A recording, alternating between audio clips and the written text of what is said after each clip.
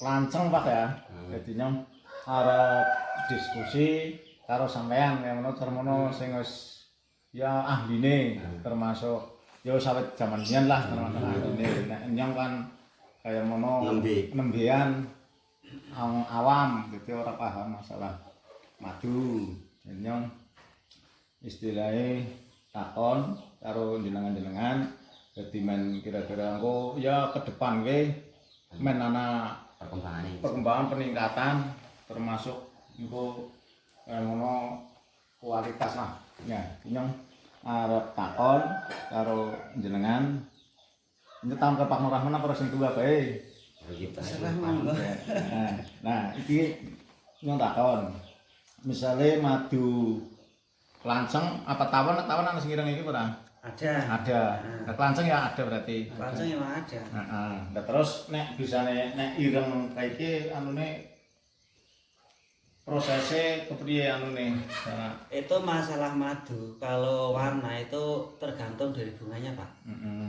Kalau bunganya itu musim bunga putih ya memang madunya putih. Kalau biasanya kalau yang hitam seperti itu bunganya bunga kayu Jingistri. Itu madunya tidak hitam seperti kopi seperti itu. Hitamnya. Tapi kalau yang itu kan biasa kembang babi, kembang lain sebagainya. Kuning. Nah, terus Pak, kalau misalnya disimpan sampai lama madu yang kayak gini, kalau misalnya madu yang sudah kelihatan kuning itu bisa berubah warna apa enggak? Kalau madu kelanceng biasanya tinggal ngambilnya. Kalau itu ngambilnya enggak dicampur sama bipolennya atau bipolen, itu madunya akan jernih, disimpan enggak akan berubah. Oh iya. Tapi maksudnya berubah yang apa ya? Yang bening, bening ya, coklat. Yang bening kayak gini, misalnya kan tidak berubah kayak gini apa bisa berubah? Tidak berubah kalau madu. Tetap. Madu itu tidak akan berubah dan anti kadaluarsa. Oh iya. Berarti disimpan sampai lama pun tidak bermasalah. Tidak ada perubahan. Oh iya.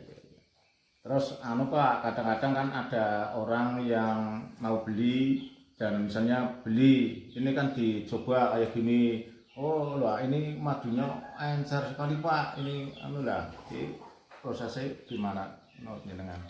Kalau madu kelanceng, ciri khasnya madu kelanceng itu memang encer, itu dari alamnya. Tidak bisa kental kalau madu kelanceng. Oh gitu ya. Iya. Berarti walaupun bunga apapun tetap encer. Berarti kadar airnya tinggi. Dimanapun madu kelanceng tetap encer, tidak ada madu kelanceng yang kental. Iya. Nah, kalau madu tawon Pak? Kalau madu tawon itu kental, tapi kentalnya tidak seperti kentalnya itu lebah yang ternak. Lebih kental ternak. Kalau madu hutan alam ini kental yang ternak, tapi yang liar enggak kental. Iya. Tapi rasanya lain, madu lebah gung sama lebah itu yang ternak itu lain. Kalau ini diminum ada rasa-rasanya gimana di tenggorokan, kalau yang ternak itu hanya les saja, tidak ada rasanya di tenggorokan lain. Dan kadar khasiatnya juga bagus yang gung, yang liar. Oh iya. Nah terus menurut pengalaman jenengan Pak, misalnya ada ini ternak lanceng, jenengan kan termasuk juga ternak juga ya. Nah ini kalau lanceng itu biasa dikasih makan apa enggak? Ya itu terserah yang ternak saja. Kalau menurut saya, kalau untuk mendapatkan madunya yang lebih kualitasnya lebih bagus, itu jangan dikasih makan. Biar mencari makan sendiri, cari bunga alam. Gitu. Ya kan saya kan awalnya kan juga punya lanceng, tapi kalau saya kan nggak pernah dikasih makan lanceng. Kalau dulu saya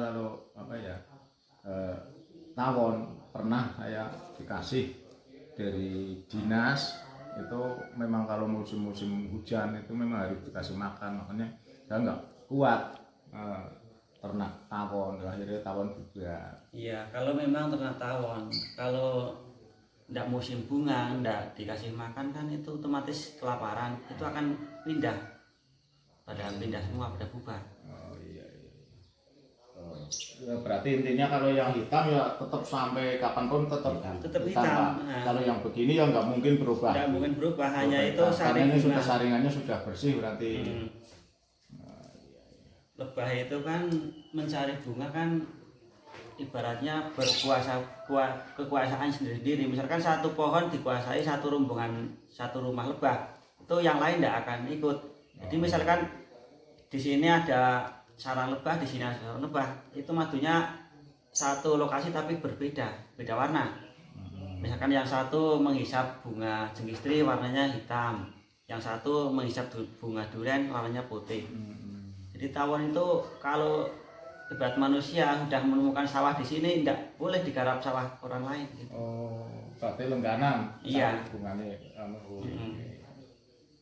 Karena saya lebih pengalaman di lapangan. Iya betul. Walaupun satu lokasi, satu hutan, di sini ada sarang, di sini ada sarang, tapi warnanya bunga, warnanya madu berbeda. Iya. Lah terus kalau yang ini kan disimpan agak lama, ini bisa terus naik yang di ada yang ngumpul-ngumpul banyak itu karena apanya Pak? Itu karena bipolarnya banyak. Itu supaya menghindari seperti itu, lebih baik madu jangan dikasih bot. Misalnya dari panen langsung jangan diletakkan di botol, ditoples dulu, diendapkan. Setelah itu bipolarnya munggah naik, itu diambil, ntar madunya jernih. Gitu. Kalau ini kan belum diambil bipolarnya. Iya. Tuh, kan kemarin saya bawa dari sini dari Pak Warsono. Nah, setelah itu memang saya saring, padahal hasilnya seperti ini yang setelah disaring. Tapi yang ini masih begini Pak, masih saringan. Iya, itu belum diendap. Berarti ini termasuk di polanya banyak ya. Ini termasuk kalau yang begini mempengaruhi enggak ini menurut Bapak? Ya kalau itu kan sebetulnya kan juga manfaat juga, bipolarnya juga manfaat. Bipolar atau propolis itu manfaat juga.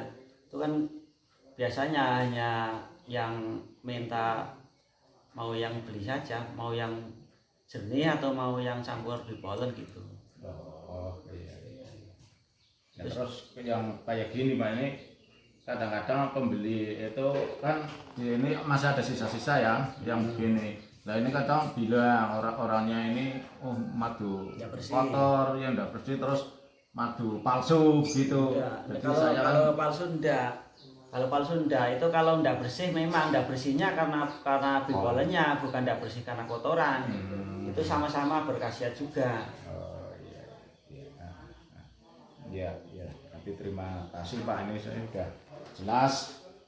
Berarti kalau walaupun encer ini memang pengaruh dari bunga, dan bunga, ya. Kalau pelancong pasti encer. Iya. Nah, terus kadang madu tawon juga ada yang encer dan warnanya juga lain-lain. Iya, kalau madu tawon itu biasanya kalau yang encer sekali itu bunga duren. Kalau bunga duren itu kadar airnya memang lebih banyak. Madunya encer, warnanya putih. Terus madu kembang bunga karet itu warnanya bening sekali tapi kental. Itu kalau disimpan sampai 1 tahun itu akan mengendap bawahnya botol seperti ada gulanya pasir. Di sininya berarti bisa mengendap putih. Iya, enggak seperti krisik-krisik sama kristal. Kristal. Dikirain orang yang enggak pengalaman madu kan dicampur gula pasir gitu ya. Tapi memang ciri khasnya madu kembang karet seperti itu. Tapi kalau madu yang bukan kembang karet tidak seperti itu. Itu ciri khasnya kembang karet. Berarti tidak, kalau selain madu karet tidak ada endapan yang bawah. Tidak ada kristalnya ya. Nah, terus kalau misal ciri-cirinya untuk madu yang palsu bagaimana Pak? Kalau madu yang palsu saya tidak pengalaman karena di tempat saya madu murni semua. Prosesnya hanya dari hutan, diperas, disaring, dimasukkan ke botol gitu aja. Oh, iya. Biasanya kalau ingin mencoba tekstur asli dan tidaknya itu di kulkas saja Pak. Di kulkas di measure, misalkan itu membeku menjadi es, itu madu palsu. Esnya dibuang, madunya kan masih utuh, enggak jadi es. Itu ntar murni sekali. Berarti di tester pakai kulkas, Pakai kulkas ya. nanti bisa membeku keras. Kalau yang palsu, Iya, palsu. jadi es, madunya jadi es. Airnya jadi es, tapi kan madunya enggak jadi es. Oh iya, tapi kan kelihatan misalnya airnya di bawah apa di atas? Airnya di tengah. atas Pak. Di tengah mal biasanya. Airnya di atas. Air itu madu enggak akan ke atas, madu Di bawah. berat ke bawah. Oh, oh iya, iya, iya.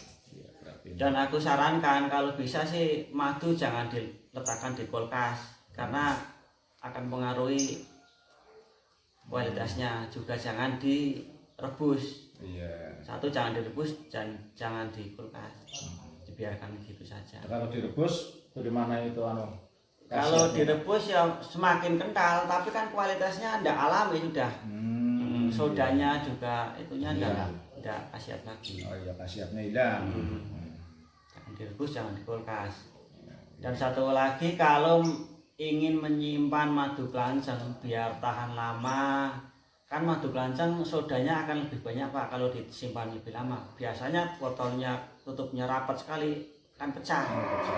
Lebih baik kalau ingin menyimpan madu kelanceng lebih lama, di botol plastik saja, ikat kencang, tutupnya yang kencang. Udah. Masuk botol aqua kuat. Iya, kuat. Daripada botol ini akan pecah bawahnya Pak, bukan atasnya, paling bawahnya. Oh.